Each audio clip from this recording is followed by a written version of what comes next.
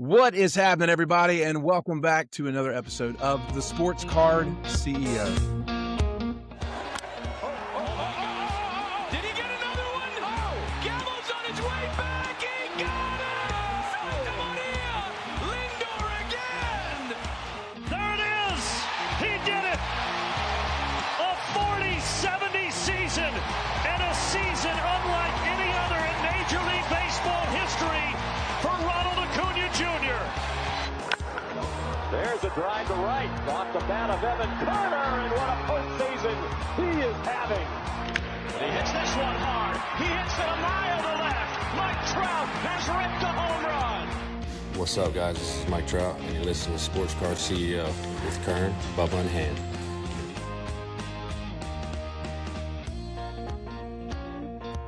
The boys are in the house and jazzed up to get back in the action today. We have a special guest that we will drop here in a moment. But everybody good today? Doing good. Fine good. Good. No, Kern good. No, we need Kern good because there's levels, right? I need Kern good. Yeah, I'm good, man. I'm good. Good. We don't need any hugs today? No hugs today. Okay. No hug. I mean, I could always use a hug, but not that kind of hug. Hey, before we dive into the show, I know on last episode you mentioned about that employee of yours that was injured. Yes. We've been praying for him. A lot of our folks were asking and stuff. We just wanted a brief update there. Yeah, he's. I appreciate it, man. He's good. He's still in the hospital. They fixed his sternum, so he can breathe on his own now. He's off the ventilator. He might have a broken vertebrae because he didn't have some feeling in his legs and stuff. So they're doing an MRI on that today. So it'll be, the recovery is going to be as long as you can imagine, but he's going to make it, which is great news. Yeah. I appreciate you asking. Thank you. Absolutely. Well, appreciate the update. Well, boys, we have the tradition of kicking off the episode with the old round table, ye old round table of CEOs.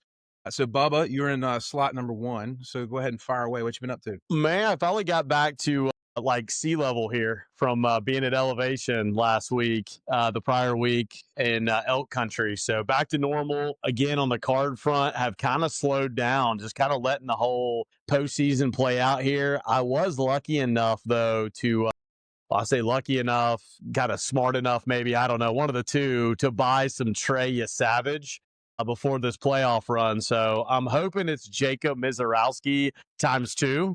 Is what I'm hoping for. So we're about to find out. I know Kern dipped his toe a little bit in that as well. But, man, what Savage did the other night, man, coming out 11 Ks and Cam Schlitter. I mean, there's been some young guys out there balling out. So yeah, the Cam Schlitter market is just on fire, man. It's like got that heartbreak written all. I mean, the guy came out in beast mode, like no doubt, right? But like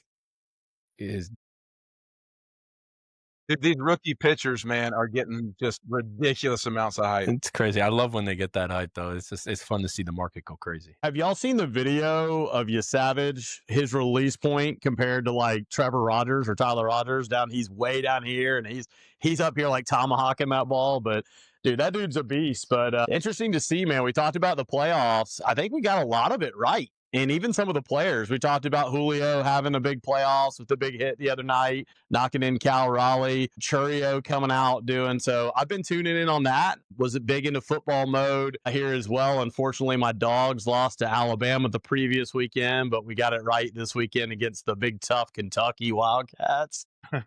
But other than that, just finally looking back to like a normal phase of life for me. Sports for the kids. We got our last football game tonight for the kids. We've got one more travel baseball tournament here coming up in a week, and then we're off to the off season here for us. Kind of excited about that, and I'm looking to stockpile some cards when I can. So, how about you, Ham? Yeah, boys. So we actually got away this weekend. Ocean Isle Beach is, I will call it our Hamptons, Kern. It'll be our version of Hamptons. It's very different than the Hamptons, but it's our version. It's like an hour away. We snuck away. My wife's family has a place down there, so took the kiddos down to the beach this weekend. And I can promise you this, anytime you take 5 kids anywhere, it is not restful. It might be memorable, but it is not restful. So I told my wife I cooked breakfast, lunch, and dinner on Saturday, and then loaded the car up on Sunday. And I told her, I was like, I'm tired. And she's like, why are you tired? I was like, did you see what we did this weekend? It was crazy. So we had a good time, though. Got down to the beach, a little bit of a reprieve and a breather. On the card front, man, I'm having to like keep little Matt I had to do like check-ins on him. I'm like, "Hey, bro, are you okay?" Because you hadn't bought a card, you hadn't sold it. Like, "Are you okay?" Because he's like so frustrated with just the state of the market right now and the hobby. Hadn't really had a lot of purchases come through, just not a lot of opportunity for us and kind of what we've been seeing. We did have a PSA order pop the other day, straight nines across the board. So no love on Sick. the PSA yet, no gems. So that makes it tough.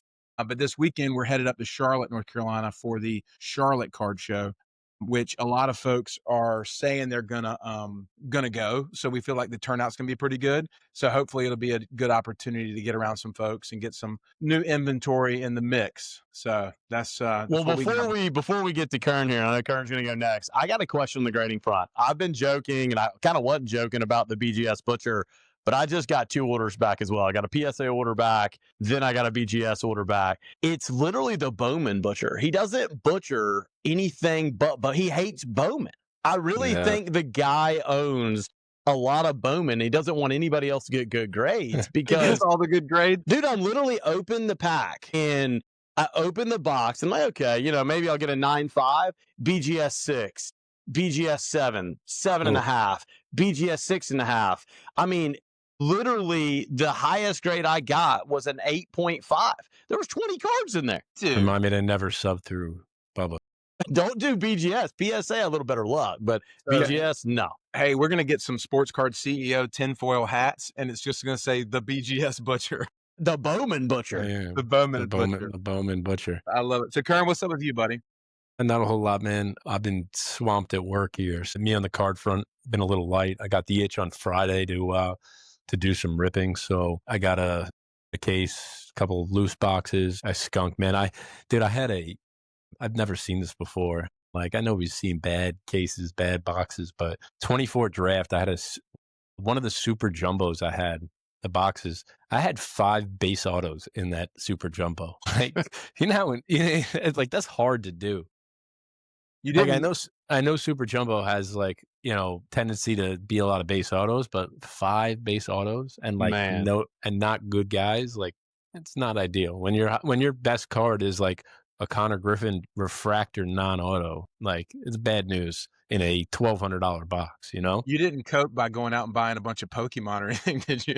No, I didn't do that. I coped by going to buy something else, and it just makes you feel worse. You like go down that rabbit hole, Yeah, keep chasing it. But personally, I've been watching some postseason baseball, drowning my sorrows in the Mets, and I've been wondering, like, with all the baseball going on, I'm like, I can't help but think, I'm like, what is my buddy, like, what is Mike Trout up to? Like, what is he doing? Yo, what's up, kid? What up, baby? Mike, what are you doing, bro? What's up, I man? done golfing.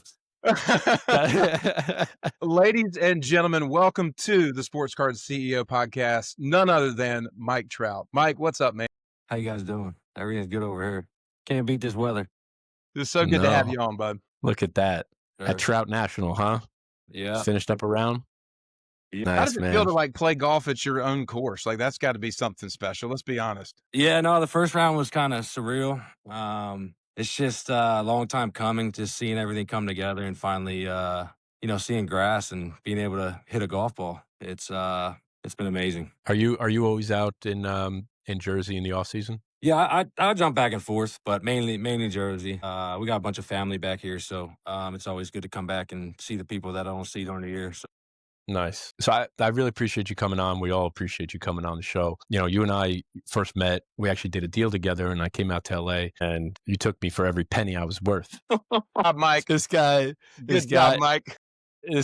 Billy connected us. And Billy's like, I called the like, Kurtz thing. I called Kurtz. dude, that's what I was gonna say. Billy, big on. He's like, he wants Kurtz, and I'm like, why does he want Kurtz? I was like, whoever this guy wants, I don't trust what's going on here. And he's like, I want the Kurtz, and I gave him one of the cards I gave him was in the deal was a Kurtz orange, and he was like, this was before his call up. Yeah. And you were saying you just loved him. You loved him as a prospect, right? I mean, Yeah. you called that one. I think Angels had a top pick that year, and every year during the draft, I kind of the top 25 guys I kind of dive into, and I really liked his swing and just his approach, and I like looking at it, I knew it played I know it played, and you've seen it this year. He was fun to watch. What did he Yeah. what did he end up with? 36? I don't even know. I Gary, think you I know think best. I think he got over 30, and he was 1,000 OPS. That's I know ridiculous. that. That's impressive. Yeah, Absolutely yeah, wild. yeah. And you don't see that from a young guy like that. No. It's These younger guys typically come up and struggle. He came up just yeah. I mean, if you watch some of his homers, I mean, the balls he hits the other way is just that's impressive to me. I mean, I'm gonna say 99% of the guys in that play can pull the baseball, but if you can go the other way with that kind of power, I think I watched him hit a changeup like down and away onto the buildings in left center against us, and just the way his swing stays in his zone for such a long time, he's gonna have a lot of success like that over the years. So. So get your Nick Kurtz cards. yeah. So Mike, we're gonna kind of just go round table here. The boys will throw Yeah. some different questions at you. And Kern, you want to go ahead and lead off a little bit here with the card side. Yeah, I usually like to lead off with the card side, and I think most of the baseball world and the world knows that you collect your own cards, or a lot of your own cards, because you've been on like Tops, and they should Tops loves to do those deals that you traded this and that and the other. But if you don't mind, like sharing a little bit about your collection, what you enjoy to collect and why. I think our listeners would love to hear that. I mean, is Yeah. it just your own cards, or is it everything? It's mainly everything. I think, having kids, I got a 5-year-old now, Beckham, and a 1-year-old. It all started when I got the pedigree from PSA, Trout Family Collection. So I get them on all the cards. And And we know the pedigree. yeah, just to see the reaction, like, ripping with my boys. My youngest, he doesn't really know what's going on. He starts chewing on the cards, but Don't give him the nice ones. it all started when I pulled that rookie Bowman.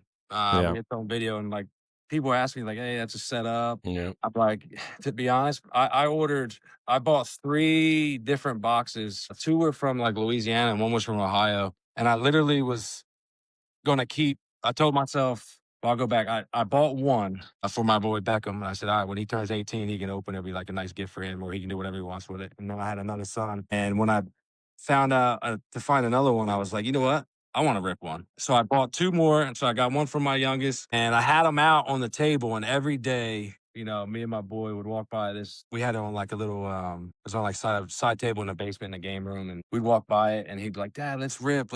I'm like, no, they're for you later in your life, later when you get older, and you'll appreciate it. And he's like, finally to a point, I was like, you know what? Let's just rip one. I got 2. We'll put 2 away. Let's just rip one. And it was unbelievable how first box. Like I let him pick. There was 3. Let him pick. It was first box, first pack. No way. Oh, it's the first can't make pack this up. too. Oh First my pack. God.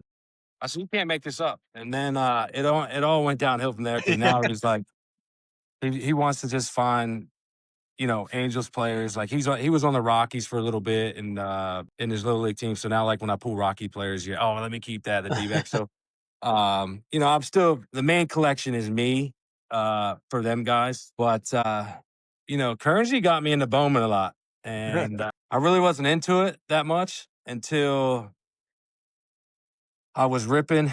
And when you pull a big card, I mean, it's just like there's no better feeling of chasing a super or pulling a red or an orange. But yeah, Bowman.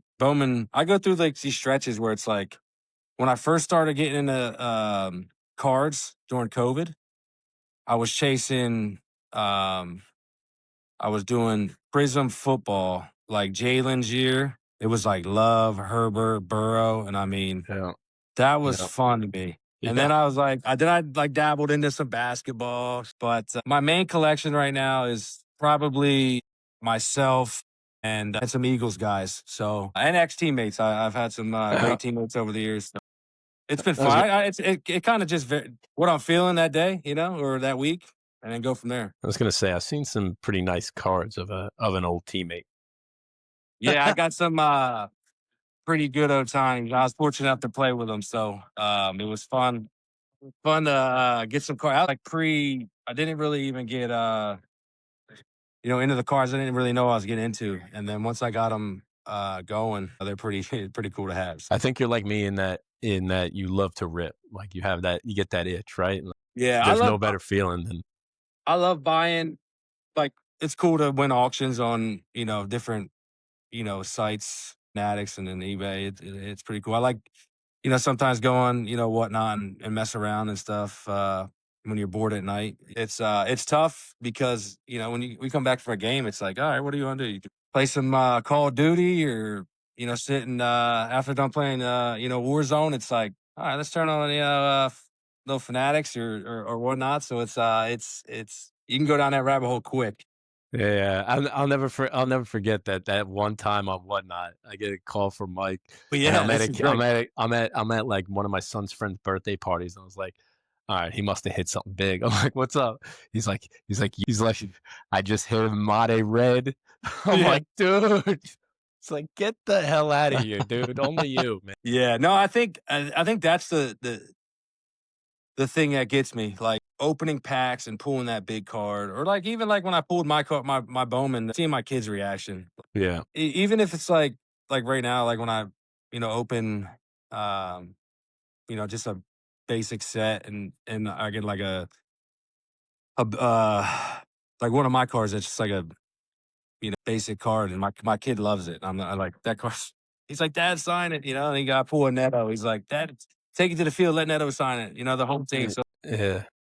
that's what I like about it. But there's nothing better to me than ripping a card. Like I got cases of the Bowman at the house. I mean, I ripped one Delight 2 days ago, one case, and I got like I think the case hit was like Oh, yeah. And it was a cab, it was them pale things, the the cabbage. GPK.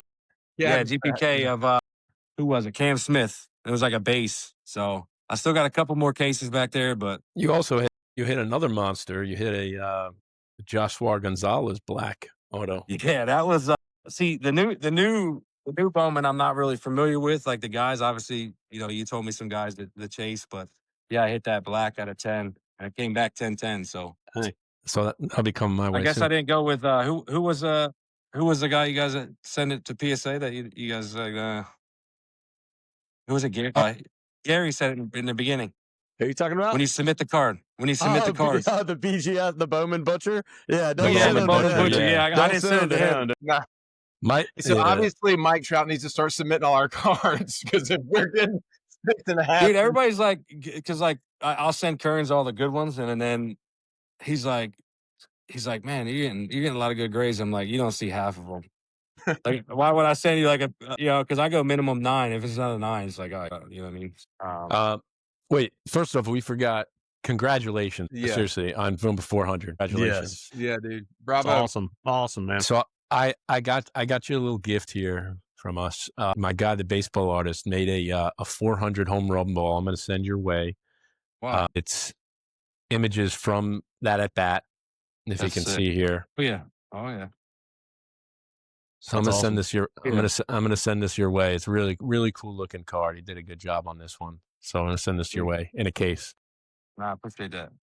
But what a milestone, man! What a milestone. That must have been a nice monkey off your back getting that. Yeah, it was. It was. Going over the year, it was kind of. I was battling like I just created a bad habit, and it might have been just because I wasn't even been banged up the last couple of years. I haven't been playing a lot, and I was fighting just being able to just I wasn't really getting in my load, and I was crashing forward, and I was the ball was moving on me, and I joked around with my guys at my pitching or not pitching my hitting guys that like I'm going up there and the ball looks like a tic tac coming in there. That's not a good feeling. Hmm. With that and chasing 400. Another thing that was tough for me was they changed the balls every time. Like I would walk it, like I'm trying not to think about it, and I'm walking up to the plate, and they're like switching balls. So I'm like, oh, obviously they're switching balls, and I'm going for 400. Right. The last 2 weeks, the season, I found something in the cage that was I felt like my old MVP self, and got results I wanted. Went on a little strong finish. And hopefully I could take that into next year. So, but yeah, getting 400, and it was definitely a relief. Yeah, I hit a couple balls the night before that, 105 at like a 37, and that's Colorado. I thought they had a chance. I thought you had but, one of those. Yeah, but no, when I did hit it, it was I knew that one was gone, so and I didn't miss that one. So Mike, a little side note here. My son and I went to New York City when you guys were playing the Yankees earlier this season. And I think it's right when you'd come back. And we got off the airplane. And so we had all of our cards with us at Yankee Stadium because we were going to a card show. And we had your rookie refractor auto. And we literally took a picture at Yankee Stadium with it, with y'all on the field or whatever. And do your first at bat, you hit a bomb. That's sick. That's sick. Off of Rodon. Rondon, yeah, no doubt. Yeah, and so my son and I, that's like epic and etched in our memory book of being at Yankee Stadium, watch you go yard off Rodon. That's sweet. How old's your son again? I've got 3. The one that you met earlier is 15. Nice. Oh, he's into the cards. I bet you that's not cheap. Well, So Matt's Instagram is Ham House Sports, and him and his son are basically business partners. But little Matt is like the genius behind the Ham House name. That's it. Hey, I know you guys are asking me questions, but I want to ask you guys something because I think the way the card has it always been this expensive? Because I'm looking at because I'm like when we talk about Pena, okay, and I'm looking at his numbers. I said like numbers are great, unbelievable, but he doesn't even have an at bat in the States yet, does he? Ilian Pena, you're talking about? Yeah. Not even an at bat in the States. Like that's what's crazy to me. Like these guys are going for so much. I see the whole potential. Don't get me wrong. They're unbelievable players. Like watching film on like my day, and when we were chasing Griffin, we still are. I mean, you could just tell like they're gonna do it. But it's like these guys haven't stepped foot in the big leagues. It's pretty crazy. And these guys are going for like more than what guys that won MVPs. It's pretty crazy to see that, and I didn't know if that's like a new thing or I know it's. That's a great topic. Let's dive into that for a second. Everybody, kind of go round table real quick on. Gary, I know I know you have some thoughts here, Gary. You're the market guy. I don't think they've been. Look, prices have always, in my opinion, been expensive. Not like this though. Not like this. Like the hype, more so than ever, is through the roof. Every release now, and Bowman Chrome, the guy Ilian Pena, like you mentioned, is the riskiest product. It's 38% of the checklist. The auto checklist are DSL guys that have never played in the States, hadn't at bat in the States, right? But the prices keep on getting higher and higher, which is wild. And as that's happened, I've personally gotten more risk averse and step away from that, just because the longer you're in cards, the more you're going to get burned with stuff like that. And I think Bowman Chrome. It's almost like you buy these. It's almost like you buy these cases, and like if you just wait and just let somebody pull it, I mean, as much you're spending on cases, you can just buy the card. Well, economically speaking, yeah, that's 100% the way to go. If you have the willpower to stay away, that's 100% the way to go. But like the hobby will just never make sense when you have a guy like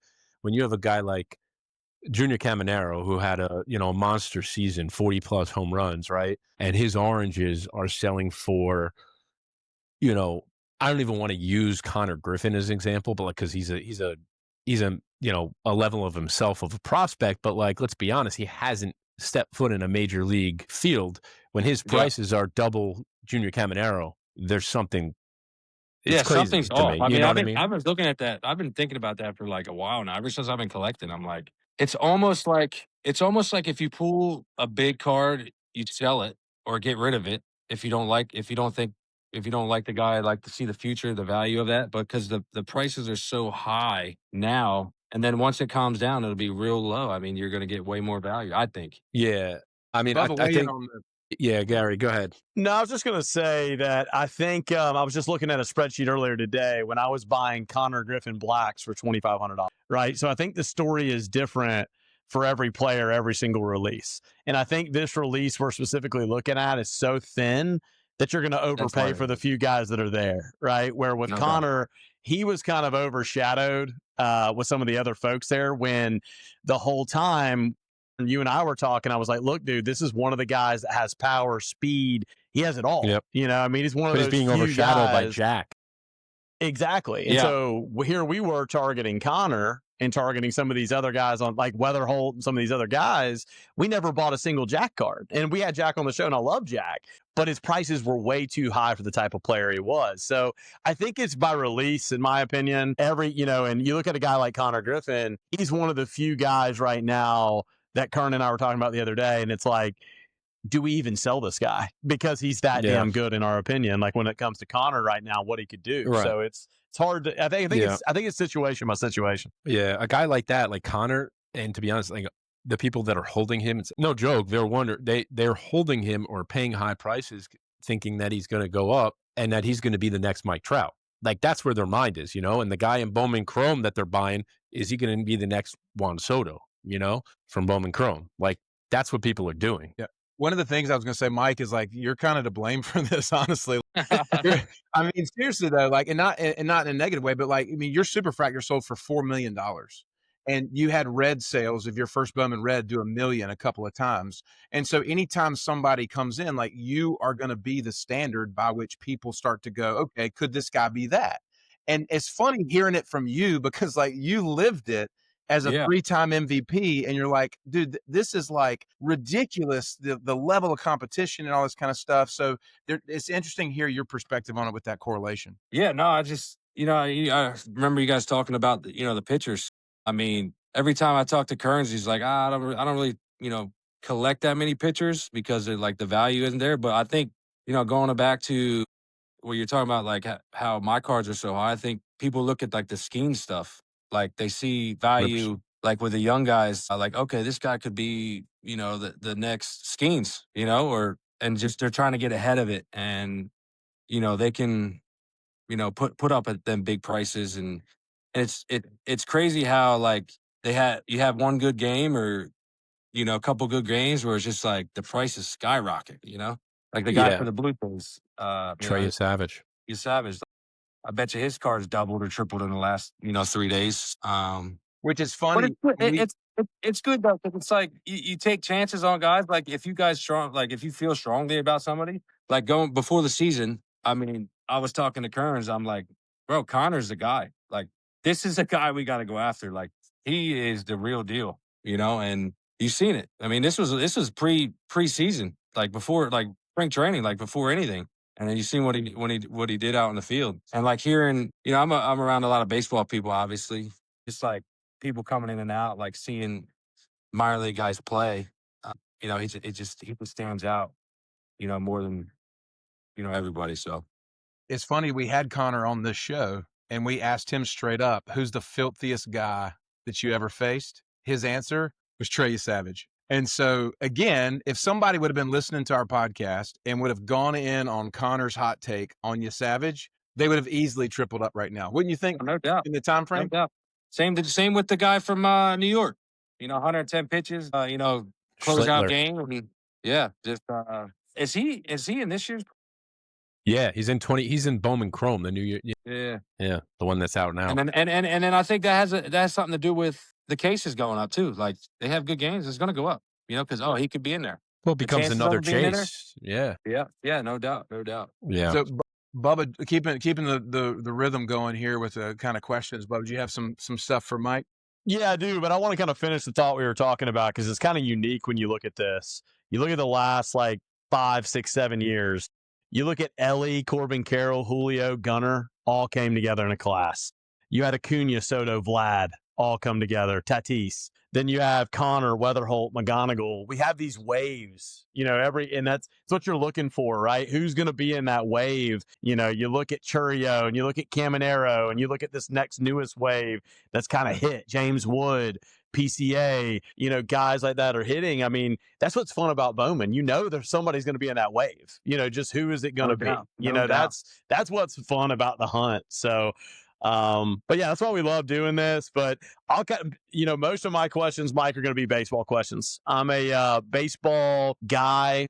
3 boys, 12 years old, 10 years old, 9 years old. So we live a baseball life. We go all over the Southeast playing baseball. So most of my questions are going to be about what you were talking about earlier. When you said like crashing on your load, I'm sitting there thinking like you're talking about my 12-year-old right now. Like I mean, literally, like that's he wants to crush a baseball, but he thinks forward, and that's what he's trying to get. And so that's the kind of stuff I love talking about. So I'll start off with kind of a softball question to you here. Who are the 3 toughest pitchers in your career that you feel at any time you feel like you faced? Who are the 3 toughest guys you're like, you know what? I hated facing. They could be in the league now. They could be retired. Who are the 3 guys that stand out to you? You're like, man, I don't want to step in against this guy.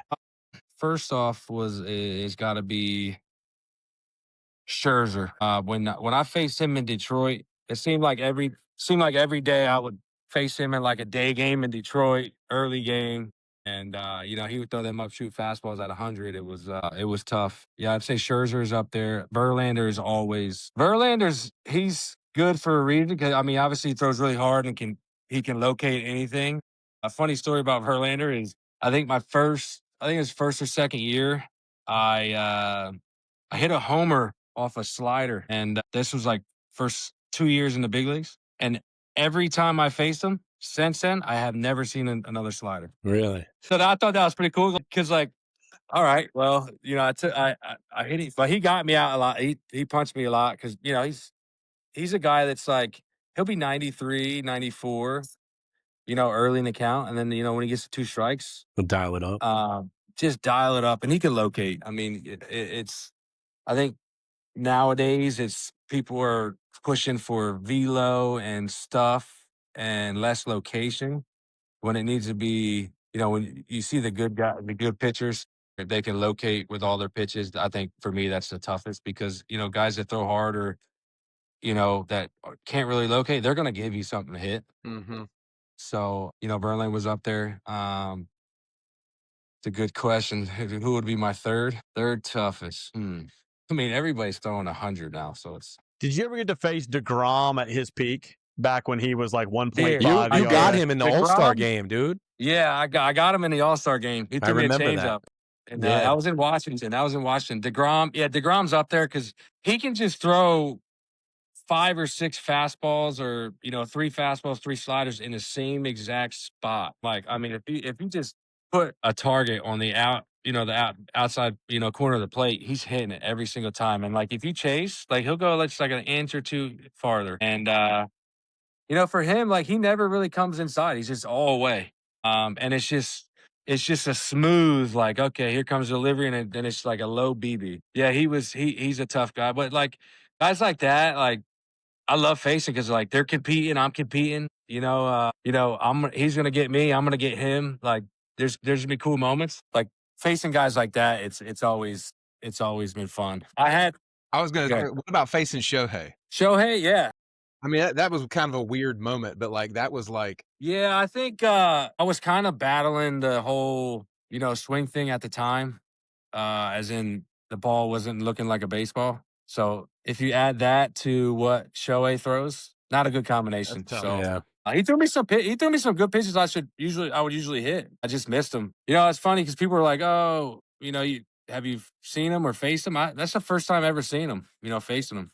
So he's definitely tough just because he could throw all the pitches hard. And, I know how he worked when he was with us, and he was just he competes.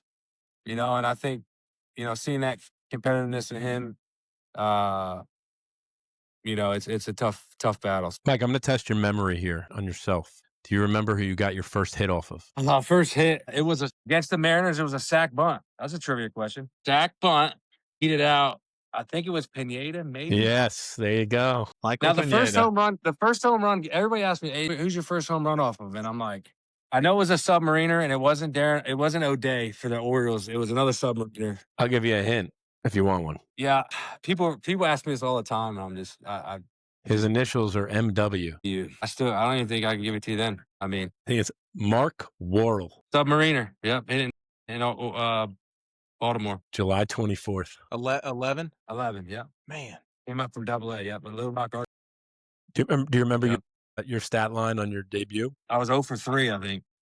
Yeah. Yeah, 0 for Right. 3. And then it was funny too because the next day I literally didn't get. I landed at like I got the call and then I flew in overnight. And I landed at like 5:30 in the morning. Barely slept, and it was the most adrenaline and most excitement I've ever had in a baseball game. I felt like I was playing video games. It was wild. Crazy. Yeah. It's unbelievable. Who are the guys in the league that you see as, I mean, we spoke about Nick Kurtz, but like who are the guys in the league now that you see as stars or future stars that stand out to you that you've seen or played against or maybe not even played against, but you just watch? Yeah. I think like going back to whole collecting the Bowman, just being when the Angels, have draft picks that are, first round, top 15 picks. I think being able to study the guys and see the guys, and it's cool to be able to see them, then they get drafted, and then see them have success in the minor leagues. I think stars, there's, you play against Kurtz Jr. I mean, he was unbelievable. I think the guys, I mean, you already know this, but the guy that I've been hyping up the most is Connor. Yeah. I mean, just the swings, and yeah, it's fun to be able to like look at a guy and like, oh, that plays. And it's cool when you send me some names. You send me some names, and I just YouTube them, Google them, and just say like, all right, yeah, I like this swing. You give the eye test to it. Yeah, Hope, the lefty swing. I mean, he hit a couple balls I watched this year on the top of the roof. Oppo was just incredible. He's a monster. Yeah, and you're seeing, like you're saying, you're seeing a lot of young pitchers coming up that are just coming up just dealing. So it's a good state for the game when you have guys like that come up and succeed. Like Jack, he came, had an unbelievable minor league career, just crushed it, and then Jack came up and grinded a little bit, struggled. It's very rare you see a guy come up and just absolutely dominate. They need to get their feet wet a little bit, and the first 100, 200 at bats, it's like you're trying to hit the ball 500 feet, or you're trying to hit a grand slam when there's no one on base, just stuff like that. The pressure that's on you, especially for him, it's I love watching him play, and he'll be. I went through it. I think it was the best thing for me when I got called up, got sent back down, knew what to expect when I came back up, and tried to adjust from there. I think that was the biggest thing for me. I think if you just go up, we're seeing it now where you got some guys coming up and they have a hot start and they don't fail.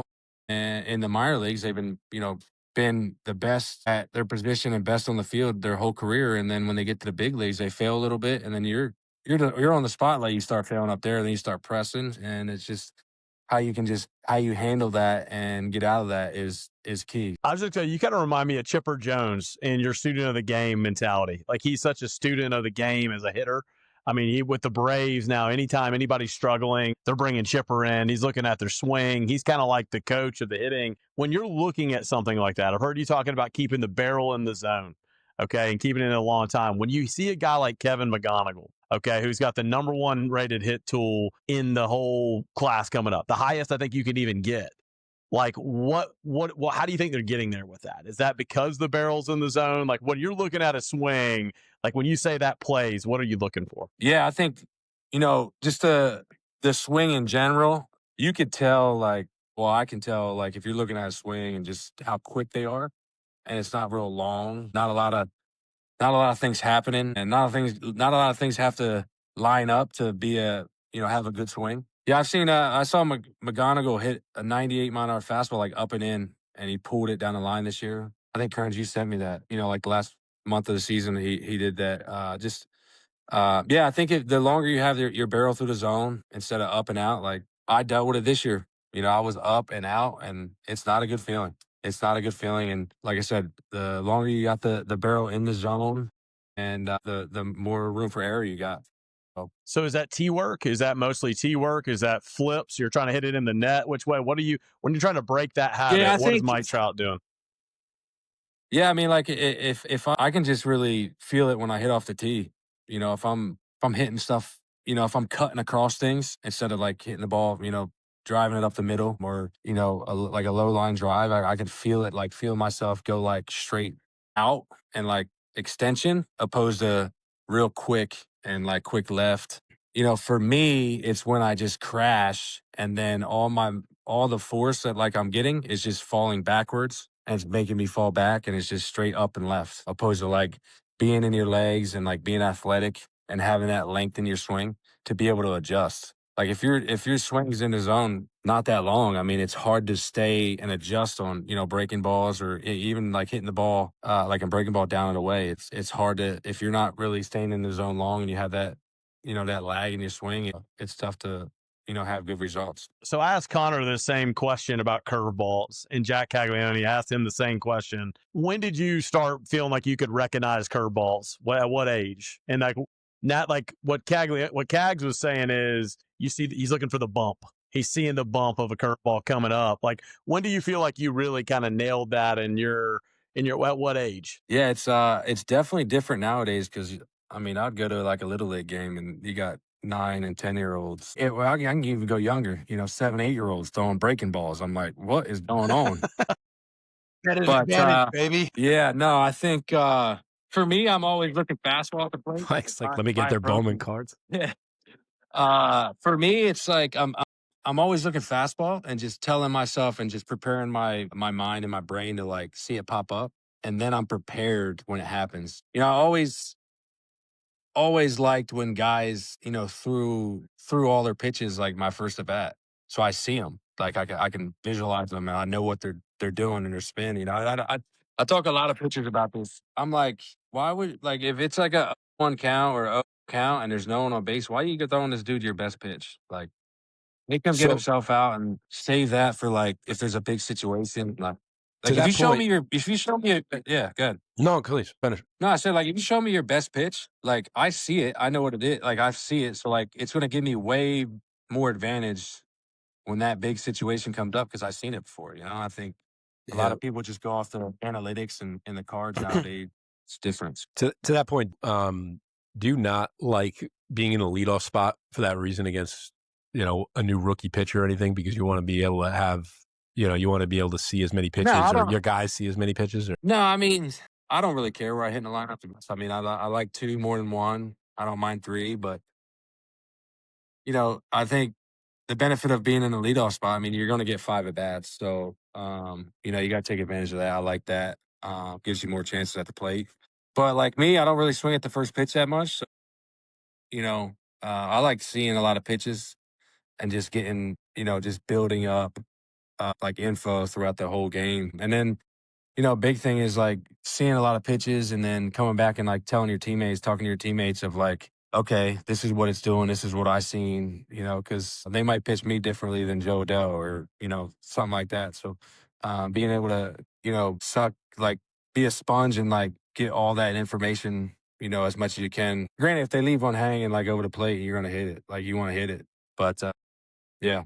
Mike, related to just kind of sports in general, did you play other sports in high school? Was you just baseball focused? I'm sorry if I took your question, Gary. I was just kind of curious as he's talking about that. I played all 3 sports. I played football to get stronger. I played basketball to just get quicker and stay in shape for baseball season.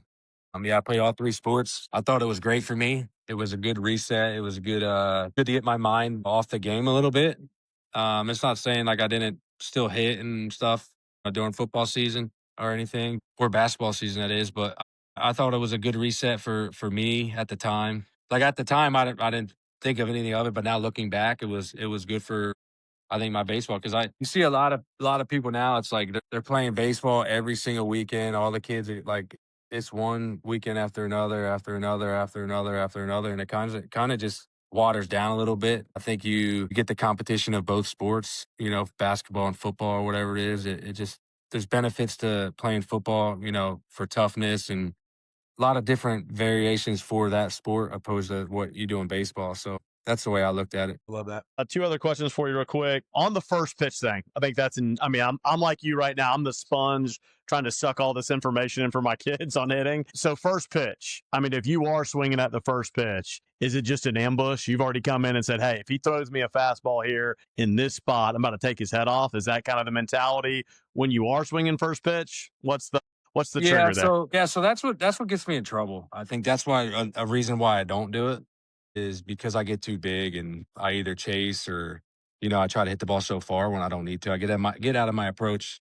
Funny story you bring this up about the first pitch. I didn't throughout the minor leagues till about Double A. I think I took a strike every at bat, and I think that over time helped me with my approach and my plate discipline because I saw a lot of pitches. And it was just weird. Like I got to a point where it was like 2-0 pitch. I'm like, it was uncomfortable for me to swing because I was so like comfortable with hitting with 2 strikes or like big situations. I got way better results.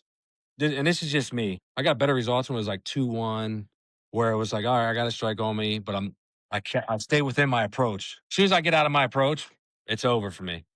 Yeah. So Interesting. if I try to hit a homer, On hit that, a homer, I'm out. On that note, so this is the part where I'm at with my boys now, especially my two older ones. And I feel like I'm more of a psychologist than I am a baseball coach when it comes to swinging. It is such a game of failure. And I've actually showed them a video that you made. I don't remember what company it was or if it was just your own video, but it's you talking about failure and about the game of failure and how if you walking in that box and you're already thinking, oh no, man, I got out last time. What's going to happen? You're already done. You're already out. It's You're already done. over. And so how do you, like for all these kids that are listening, anybody that's playing competitive sports like this, baseball specifically, how do you, I know mindsets, you have to work on it just like your swing. What do you do? What are you telling yourself? Like, what is that? How do you keep yourself strong mentally in baseball? Mike Trout. Yeah, I think, I mean, you're spot on with that. For me, it's the snowball effect. You know, you don't want one at bat going into another at bat. Then you're sitting there, 4 or 5 games later, it's, 17, 18 at bats because you're worrying about the at bat before. I've always, it's tough. It's tough to do this. You want to do so good. You want to get a hit every time. But like you said, the game is about failure. And you can't take your at bat into defense, and you can't take your mistakes on defense into your at bats. And for me, it was more like telling myself, "All right, this is me versus you. Like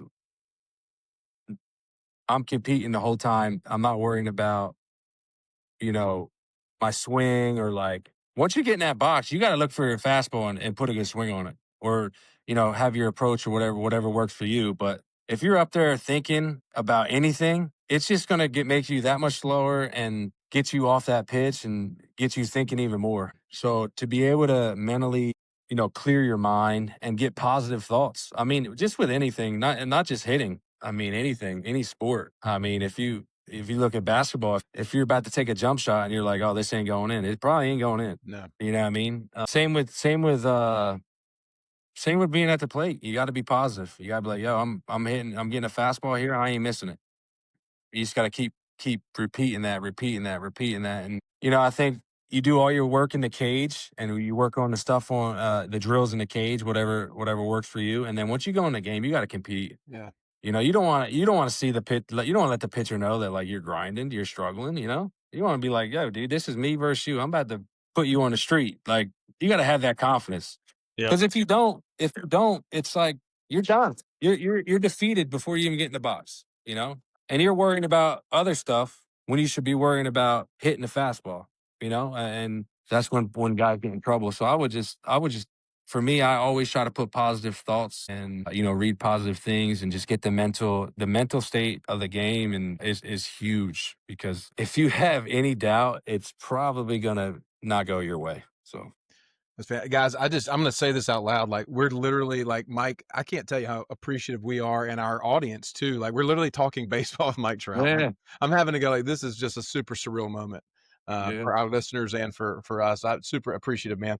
I have a couple questions and they're not related to the game. They're kind of whatever. And this will kind of be getting close to wrapping us up. So, when you look back at high school, you were talking about a 3-sport athlete or whatever. I've got a freshman in high school, and then I've got 2 8th graders. I had a buddy of mine who's actually an agent. He played at University of North Carolina. He's very involved in the league. And I was telling him he could be coming on. And I said, what would you ask a guy like Mike Trout? He said, you know what I'd like to hear? I'd like to hear what Mike would have to say if he ran into his high school self on an elevator ride. And he had an opportunity to look at himself as a high school kid and prepare him for the approach that he should have over the next 20 years or whatever it is, 15 years of his life. What kind of thoughts would you have? Phew. This is deep here. I don't know if I would. I mean, I wouldn't be. I don't know. I wouldn't. I mean, there's some stretches where like I wish I would have did stuff differently. But I'm married, 2 kids, have been having a great career so far. I don't know how much I would tell, like, to be honest. Just say I'm the fucking man. There's nothing that you. I mean, I'm saying, I don't know. I'm a first ballot Hall of Famer. Think about the process. Yeah. Is there anything about the process that was like unexpected that you didn't like necessarily know was coming? You know what I'm saying? Yeah, I think the biggest the biggest thing in my career that was tough for me was I was homesick. When I left my family, my girlfriend now, my wife now, but it was leaving them. I mean, I went from having somebody cook me dinner, do my laundry, to just, you're on your own, buddy. And it got tough like a month in, 3 weeks in, like to a point where I was like, man, is this for me? Now I look back and I'm like, dude, what was I thinking? Like, I mean, it all worked out obviously, but I think that was the toughest thing for me as a high school kid, 17 years old, being away from my family, friends, and on your own, and I just got thrown into the real world real quick. So that was yeah. That's cool. Yeah, So that's the other question I have is, the other question I have is in relation to what is behind you, which is Trout National. You've been working on this golf club for a long time. I know you got to be super proud of it. It's a big part of, your passion project or whatever. But my question is this: if you had to get a foursome together, and this is just you, you Mhm. can bring anybody along to go play around the golf with. It could be, celebrities, non-celebrities, golfers, non-golfers, athletes, whatever. What would your ideal foursome look like? The sports card Yeah, CEO. my The ideal. sports card CEO. The perfect setup.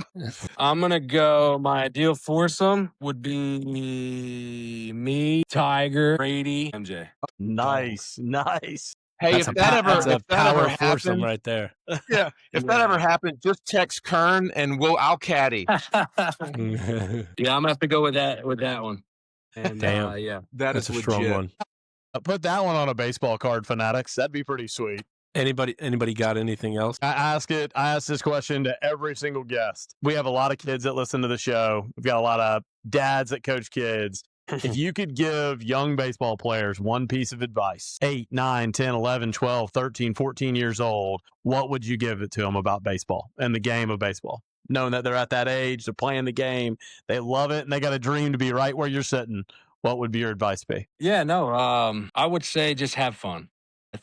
I know it seems simple, but nowadays you're seeing a lot of people and parents that are like pushing their kids to be something they want them to be, and not letting the kid grow up to how they should be. And I think that's, for me, is you got to be able to go out there and enjoy playing the game. And it goes by the childhood years go by so quick, and just enjoy every minute of it, because it's going to be a blink of an eye when you're just going to be, hopefully make it to the big leagues.